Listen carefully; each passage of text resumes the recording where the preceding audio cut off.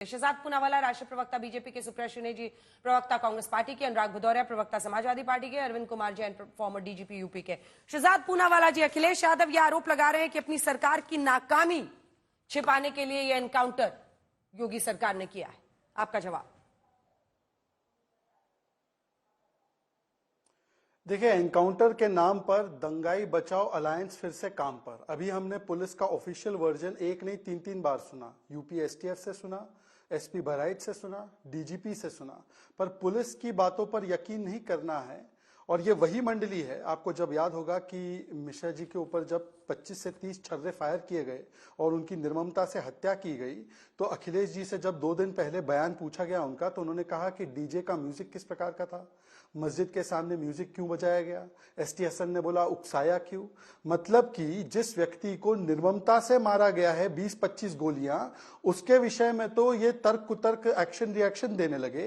पर अगर पुलिस जवाबी फायरिंग कर दे तो पुलिस की जवाबी फायरिंग पर भरोसा नहीं। अजय राय जी ने भी बोला है ये फेक एनकाउंटर है। वैसे तो इसमें आपको प्रोटोकॉल पता है कि एनएचआरसी की जांच और judicial magistrate, not government, judicial magistrate की जांच होती है, उसके बाद ही निर्णय होता है। पर देखिए, ये वो गठबंधन है। सर्जिकल स्ट्राइक पर डीजीएमओ ने प्रूफ दिया, क्या बोला, सबूत दिखाइए। बालाकोट एयर स्ट्राइक पर एयर चीफ मार्शल ने बोला, क्या बोला, चील कौवे मरे। हमारे साथ जो पैनलिस्ट बैठे हैं उसमें से एक ने नक्सलियों को जब छत्तीसगढ़ में वो एनकाउंटर हुआ तो शहीद बोलने का काम सुप्रिया श्रीनेत्र ने बोला था। सेना के अध्यक्ष को सड़क का गुंडा बोला था। यूपी एटीएस ने जब अलकायदा के आतंकियों को गिरफ्तार किया तो अखिलेश जी ने बोला यूपी एटीएस पर मुझे भरोसा नहीं है। बाटला हाउस पर सोनिया जी फूट फूट कर रोई थी। वर्दी पर सवाल उठाना और वोट बैंक के लिए वर्दी पर चोट करना, ये उनकी पुरानी आदत है। मैं आपको उसका एक उदाहरण भी दे देता हूं, सुनिए। ये सारे शहीदों को शहादत का दर्जा दिया जाए और जो इनको शहीद बना रहे हैं उनके खिलाफ जंग छेड़ी जाए। मैं कहता हूं कि जिनको नक्सली बताकर मारा जा रहा है वो भी शहीद हैं।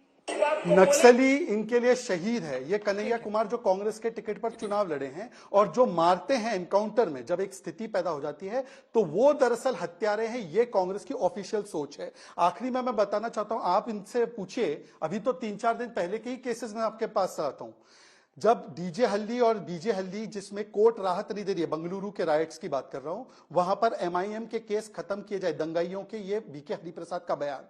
हुब्बली राइट्स में दंगाइयों के केस एमआईएम के खत्म किए क्योंकि वहां पर रिश्ता करना है नया कायम उनको। 175 एसडीपीआई के दंगाइयों के केस इन्होंने खत्म किए। ताहिर हुसैन पर जब आरोप लगे थे तो इसकी पूरी मंडली ने कहा था कि मुस्लिम है इसलिए परेशान किया जा रहा है। जावेद अख्तर जैसे लोगों ने भी कहा था। फिर कोर्ट ने आज तक ताहिर हुसैन को राइट्स के लिए कोई बेल नहीं दी है। टीएमसी ने जब रामनवमी के दंगे हुए थे बंगाल में तो हिंदुओं पर दोष डाला था, कहा था कि मुस्लिम इलाके में क्यों गए। गणेश विसर्जन पर जब हमला हुआ अभी कर्नाटका में, तो वहां के होम मिनिस्टर ने बोला कि ये एक्सीडेंटल है। मतलब कि 52 लोग हथियार से मारे गए, उनके ऊपर चोट हुई, पत्थर बरसाए गए, और कर्नाटका के होम मिनिस्टर क्या बोलते हैं, ये एक्सीडेंटल है। तो मुझे लगता है कि आज सोच बहुत साफ है कि वोट बैंक का मिलेगा वोट, वर्दी पर करो चोट। इसीलिए ये सब लोग जो है ये इकट्ठा हो जाते हैं पुलिस पर सवाल खड़े करने के लिए। रिपोर्ट जी, कोई खास वजह है कि हम पुलिस की बात पर ना भरोसा करके जो दूसरा हिस्सा है उस वर्जन पर विश्वास करें? और कांग्रेस पार्टी का ऑफिशियल स्टैंड क्या है? क्योंकि अखिलेश यादव तो सामने आए, लेकिन कांग्रेस पार्टी से अभी किसी का बयान ऑफिशियली मुझे नहीं दिखा है। क्या है कांग्रेस पार्टी का ऑफिशियल स्टैंड इस पर, इस एनकाउंटर? अजय राय का आया, अजय राय का आया है, अजय राय का आया हुआ है। ठीक है, अजय राय की अगर बाइट हो तो अजय राय का बयान आ चुका है। ठीक है।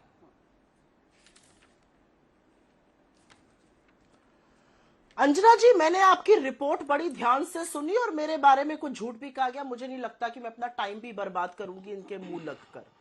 लेकिन आपकी रिपोर्ट में कुछ बातें कही गई, वो बातें कहने से, उनका जवाब देने से पहले मैं 2 चीजें कहना चाहती हूं। योगी आदित्यनाथ को उत्तर प्रदेश के सत्र का तुरंत आपातकाल सेशन बुलाना चाहिए और एक पारित करना चाहिए, 1 लाइन का अध्यादेश पारित करवाए वो और यहां पर भेज दे कि उत्तर प्रदेश के सारे न्यायालय, सारे सेशंस कोर्ट, सारे डिस्ट्रिक्ट कोर्ट, हाई कोर्ट की दोनों बेंचें बंद हो जाएंगी और अब यूपी के एसटीएफ के चीफ अमिताभ यश वो न्याय प्रक्रिया चलाएंगे, क्योंकि न्याय का अबॉर्शन यूपी में लगातार हो रहा है। मैं इससे पहले कि कुछ और बोलूं, मैं एक चीज और बोलना चाहती हूं। उत्तर प्रदेश की पुलिस को दूषित करने का काम बीजेपी की सरकार ने किया है। असलियत यह है, और इसमें मुझे कोई गुरेज नहीं है ये कहने में, असलियत यह है कि उत्तर प्रदेश की पुलिस फोर्स को पूरी तरह से बर्बाद करने का काम योगी आदित्यनाथ की सरकार ने किया है। उत्तर प्रदेश की पुलिस फोर्स तो वो है जो चप्पल पहनकर एनकाउंटर कर देती है भाई, ऐसी गजब पुलिस फोर्स है उत्तर प्रदेश की पुलिस फोर्स तो वो है और ये मैं डंके की चोट पर कहती हूं, रामगोपाल मिश्रा की हत्या दुखद है, बिल्कुल नहीं होनी चाहिए थी, क्योंकि किसी भी समाज में हत्या और हिंसा की कोई जगह नहीं है, लेकिन उनकी हत्या सरकार, पुलिस और प्रशासन के चलते हुई, ये कहने में मुझे जरा सा भी संशय नहीं है। और इसलिए नहीं है, आप रूट जानते थे, उस रूट की रेकी हुई थी, उसके बाद वहां पर कैसे उन्माद हो गया, विच हेड रोल्ड, किस एसपी का तबादला हुआ, किस एडीजी लॉ एंड ऑर्डर को बर्खास्त किया गया, हत्या होने के बाद अगले दिन वहां पर आगजनी हो रही है, वहां पर दुकानें जलाई जा रही हैं, और शाम को उत्तर प्रदेश के एडीजी लॉ एंड ऑर्डर को आकर, मतलब महकमे का दूसरा सीनियर मोस्ट अधिकारी आकर गन लहराते हुए कहता है रोको रोको, मारो मारो। ये कहां ले जा रहे हैं हम पुलिस व्यवस्था को? मुझे इस बात का जवाब दीजिए कि आपको ये भद्दी फिल्म की स्क्रिप्ट नहीं लगती है कि एक के बाद एक ऐसा होता जा रहा है? कहां जा रही है कानून व्यवस्था उत्तर प्रदेश की? ये इस पुलिस का रवैया हमने हाथरस में भी देखा है, इस पुलिस का रवैया हमने लखीमपुर में भी देखा है। तो मेरा मुंह पुलिस पर मत खुलवाइए, लेकिन मैं ये बिल्कुल मानती हूं कि ये प्रशासन और पुलिस की जिम्मेदारी थी, उनके चलते सरकार की नाकामी है कि ये हत्या हुई और उसके बाद ये उन्माद भड़का। और ये बात मैंने समर्थ की रिपोर्ट में सुनी, 40 किलोमीटर दूर वो जगह बहराइच से है जहां वो लोग रहते हैं, 15 किलोमीटर दूर नेपाल से है। भद्दी स्क्रिप्ट वालों को यह तो सोचना चाहिए था कि 40 किलोमीटर दूर आके उन्होंने पहले असला छुपाए, फिर घर वापस चले गए। पुलिस ने क्या किया? क्यों नहीं गिरफ्तार किया?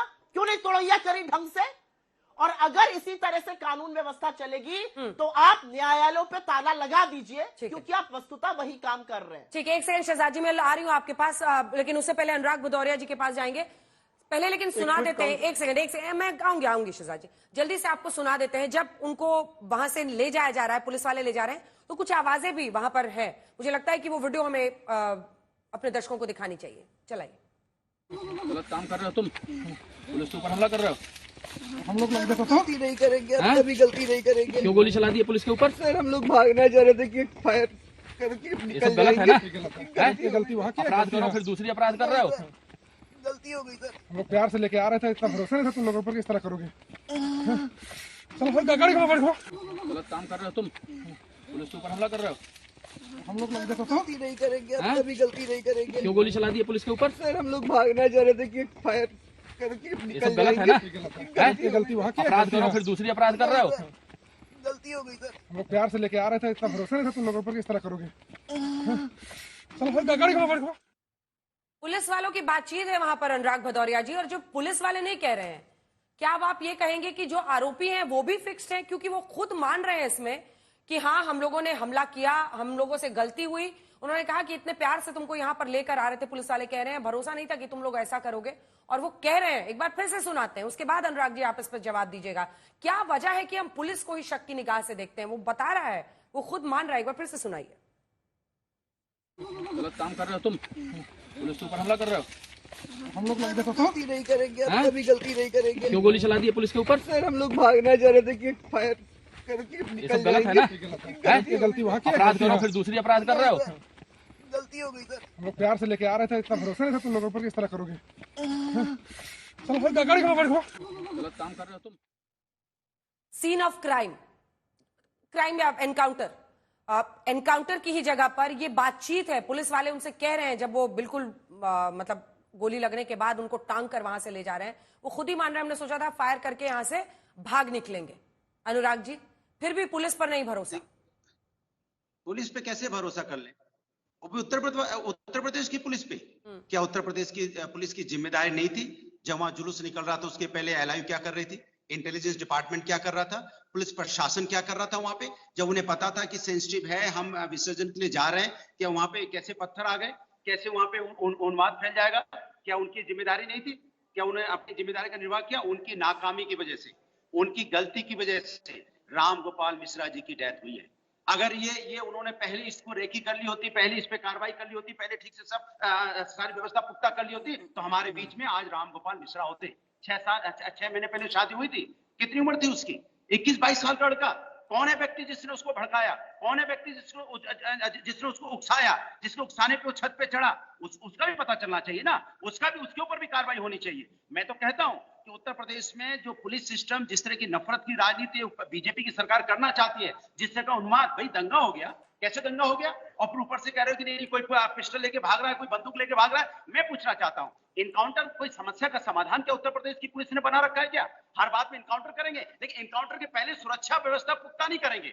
अगर आपने उस समय सुरक्षा व्यवस्था पुख्ता कर ली होती जब जुलूस निकल रहा था, ना रामगोपाल मिश्रा की डेथ होती, ना इनकाउंटर करने की जरूरत पड़ती। इसके मतलब आप क्या गेम कर रहे हो उत्तर प्रदेश के अंदर में? क्या चल रहा है उत्तर प्रदेश के अंदर में? पहले यहाँ उन्माद फैलेगा, उसके बाद इनकाउंटर होगा, उसके बाद फिर चुनाव आएगा। ये भारतीय जनता पार्टी की नीति है। मैं पूछना चाहता हूं, जो वहां घर जले, जो वहां गाड़ियां जली, जो वहां मोटरसाइकिल जले, ट्रैक्टर जलाए गए, उसके जब हत्या हुई उसके बाद क्या पुलिस ने उन पे रिकवरी की नोटिस लगाई? क्या उन लोगों पे जिन्होंने घर जलाए, जिन्होंने घर में घुस के सामान जला दिया, क्या उस पर कार्रवाई हुई? क्या उन लोगों को अरेस्ट किया गया? क्या उन लोगों को जेल भेजा गया? क्या रिकवरी नोटिस भेजी गई? ये भी तो पता चलना चाहिए ना। ये जो भाई बीजेपी की सरकार है, जब बोलोगे बटोगे तो कटोगे, इस तरह का माहौल, ये अपने लोग हैं, अपने लोग हैं दोनों तरफ के, हिंदू मुस्लिम सिख ईसाई हमारे अपने। हो सकता है बीजेपी के अपना ना मानते हो, हम तो हमारा रामगोपाल मिश्रा भी हमारा अपना है, और जिनके साथ अन्याय होता है वो भी मेरे अपने हैं। ये हिंदुस्तानी लोग हैं और हिंदुस्तानी लोगों का खून बह रहा है, और हम लोग बैठ के डिबेट करते हैं सुबह से लेकर शाम तक। बताइए कौन सा नेता का बेटा उसमें पकड़ा जाता है? बीजेपी अनुराग जी, अभी आपने कहा कि रामगोपाल मिश्रा भी हमारे थे और जिनके खिलाफ अन्याय हो रहा है वो भी हमारे हैं, वो किसके बारे में आप रेफर कर रहे हैं? जिनके अन्याय मतलब जिनके साथ अन्याय होता है, मैं इनकाउंटर की बात नहीं कर रहा हूं। जिनका घर जलता है वो हमारे नहीं है क्या? जिनका घर जला दिया जाता है, जिनके घर जिनका यहाँ पे आपने एक डेटा है, बस अपने दर्शकों को दिखाना चाहेंगे किस सीएम के कार्यकाल में उत्तर प्रदेश में कितने एनकाउंटर हुए हैं। वो ग्राफिक्स है हमारे पास, जल्दी से दिखा देते हैं। सबसे पहले मुलायम सिंह यादव 2003 से 2007 तक, और ये फैक्ट्स है, ये नंबर्स है, इसमें किसी के कहने किसने क्या कहा नहीं कहा नहीं है। ये है 499। मायावती 2007 से 2012 261। अखिलेश यादव 2012 से 2017 40। योगी आदित्यनाथ 2017 से लेकर अब तक 208। तो अगर इस नंबर को हम देखें अनुराग जी, तो मुलायम सिंह यादव जी के राज में तो 499 एनकाउंटर्स हुए थे। तो इस नजरिए से अगर देखें तो क्या ये एनकाउंटर्स इसलिए किए जा रहे थे क्योंकि पुलिस नाकाम थी, पुलिस किसी की वजह से किसी के दबाव में काम कर रही थी? कभी आपने देखा हुआ इनकाउंटर का काउंटर कभी आपने सुना था क्या इसके पहले? जिससे मंगेश यादव का इनकाउंटर हुआ उसके बाद आवाज उठी तो आपने वहां पे अनुज सिंह का इनकाउंटर कर दिया। भाई ये इनकाउंटर तो कब आपने देखा है इस देश के अंदर में? जवाब दीजिए, पहली बार देखने को मिल रहा है। जवाब दीजिए, बात कर रहे हैं दोनों के आरोपों का जवाब दीजिए शहजाद जी, उसके बाद मैं जाऊंगी जैन साहब के पास। शहजाद जी दोनों के आरोपों का जवाब दीजिए, फिर मैं जाऊंगी जैन साहब। अंजना जी, केवल आपसे एक ही रिक्वेस्ट, हाँ केवल आपसे एक रिक्वेस्ट है कि मेरी बातों का एनकाउंटर यहाँ पर कोई जुबानी फायरिंग से ना कर दे, आप मुझे प्रोटेक्ट कर देना, बस उतनी सी आपसे रिक्वेस्ट है। देखिए अभी बोलते बोलते क्या कह गए कि हमें यूपी पुलिस पर भरोसा नहीं, और जो दंगाई है उनको, उनके साथ अन्याय हो रहा है उनको पकड़कर, ये दोनों बातें उन्होंने एक ही श्वास में कही है। इनको तो आतंकियों पर भरोसा है भाई। 2012 के मैनिफेस्टो में मुस्लिम आतंकी छोड़ेंगे लिखा, फिर छोड़ने लगे, इलाहाबाद हाईकोर्ट ने रोक लगाया और बोला कि आज छोड़ा है कल पद्मश्री अवार्ड देंगे। क्या अंजना जी ये देखो एनकाउंटर शुरू हो गया इनका, जुबानी एनकाउंटर। अंजना जी एक अच्छी व्यवस्थित डिबेट हो, मैंने दोनों लोगों को शांति से सुना, आपसे रिक्वेस्ट है, अगर आपका ऑडियो आएगा नहीं तो कट क्या आ रहा है, प्लीज आपसे रिक्वेस्ट, इंतजार कीजिए, मैं जवाब लूंगी आपसे। उन्होंने कहा था कि हम भी अपने मौके का इंतजार करते हैं। रामगोपाल मिश्रा भी हमारे थे और जिनके साथ अन्याय हो रहा है वो भी हमारे थे। दंगाइयों के साथ अन्याय हो रहा है ये उन्होंने नहीं कहा था। मिसकोट मत कीजिए। तो मैं वही, चलिए मैं पूरा कोट कर देता हूं कि जिनके साथ अन्याय हो रहा है, मतलब कि रामगोपाल मिश्र की गलती ये थी कि उसने एक हरा झंडा उतारा, तो उसकी गुस्ताखे झंडे की एक ही सजा गोली मार देना, उसकी गलती थी। चलो मान लेते कि मस्जिद के सामने म्यूजिक बजा रहा था, तो गुस्ताखे म्यूजिक और गुस्ताखे डीजे की एक ही सजा कि गोली मार दोगे? वो अन्याय है क्या? उनके साथ अब जो कार्रवाई हो रही है इन लोगों के ऊपर, तो ये अन्याय है। न्याय क्या है कि अगर आप म्यूजिक बजा दोगे मस्जिद के सामने, डीजे बजा दोगे, तो आपकी हत्या कर दी जाएगी। हरा झंडा उतार, मान लो उतार दिया उसने, तो गोली मार के जान ले लोगे? ये संविधान की बात है क्या? दूसरी बात, मुझे अपनी पूरी बात रखने दीजिए, काफी सारे सवाल थे। अभी सुप्रिया जी ने बोला कि न्याय का अबॉर्शन किया जा रहा है। सुप्रिया जी, महाराष्ट्र में संजय राउत ने अब जब बाबा सिद्दीकी की हत्या हुई तो ऑन रिकॉर्ड आज तक पे स्टेटमेंट चला है। उन्होंने बोला मर्द, मैं कोट कर रहा हूं, मर्द हो तो बाबा सिद्दीकी के हत्यारे का एनकाउंटर करो। क्या वो न्याय का अबॉर्शन करवाना चाहते हैं? महाराष्ट्र में 10 साल की जो कांग्रेस की सरकार चली 622 एनकाउंटर हुए और सबसे ज्यादा एनकाउंटर प्रदीप शर्मा, प्रफुल्ल भोसले, विजय सालास्कर, रविंद्र आंगले, सचिन वजे, जिनको ये बचा रहे थे, बोल रहे थे ओसामा से तुलना मत करो। महाराष्ट्र नंबर 1 था इन एनकाउंटर्स में और उनकी सरकार जो है कहती थी कि एनकाउंटर बिल्कुल सही हो रहा है। ये उनका एनकाउंटर का हिस्ट्री। अभी आपने बताया कि मुलायम सिंह जी के जमाने में 499 एनकाउंटर डेथ्स हुई, मायावती जी के जमाने में 261 एनकाउंटर डेथ्स हुई और योगी जी के 7 साल के कार्यकाल में 200 या कुछ ऐसी एनकाउंटर डेथ्स हुई। तो वो एनकाउंटर सेक्युलर एनकाउंटर, और आज जो एनकाउंटर हो रहा है उसमें जाति धर्म अपराधियों की ढूंढ कर कि ये एनकाउंटर जो है वो गलत है। अच्छा, तीसरी बात अभी सुप्रिया जी ने बोला कि रूट की यात्रा पर, सुप्रिया जी चलिए मान लेते हैं उस बात में आपके तर्क भी है, रूट की यात्रा पर क्या कमियां रही, पुलिस प्रशासन से बिल्कुल सवाल पूछे जाने चाहिए। पर सुप्रिया जी एक बार तो बताइए, आप तो उदारवाद का सबसे बड़ा ठेका लेकर कांग्रेस और इंडिया अलायंस घूमता है, तो बताइए ये मुस्लिम एरिया क्या होता है जहां पर हिंदू यात्रा निकले, चाहे बंगाल में निकले, चाहे तेलंगाना में निकले, चाहे कहीं और निकले, तो पथराव होना जरूरी है? ये पत्थर कहां से पहले से जमा हो जाते, चाहे बंगाल में हो, चाहे तेलंगाना में हो, चाहे बहराइच में हो? ये हथियार कहां से जमा हो जाते हैं? और जब हथियार इस्तेमाल करने वालों पर कार्रवाई होती है तो एमआईएम के केस कौन वापस लेता है?